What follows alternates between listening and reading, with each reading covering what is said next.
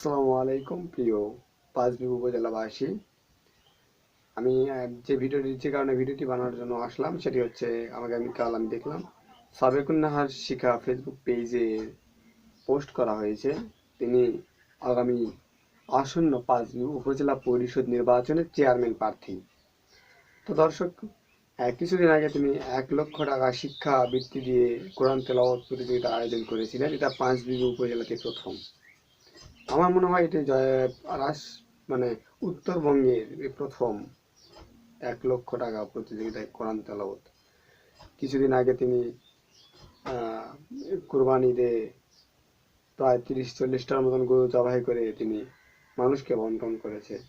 তো তিনি ইসলামের দিকগুলো আসলে অনেক ভালো কাজ করে যাচ্ছেন। তো যদি আগামীতে উপজেলায় আসতে পারে তাহলে হয়তো তিনি আরো ভালো কাজ করবেন। তো দর্শক, আপনারা তাকে একটু সাপোর্ট করবেন। তো যদি তিনি আসতে পারে তাহলে অবশ্যই ইসলামের দিকগুলো দেখবেন। তো যাই হোক, আর কিছু বলবো না।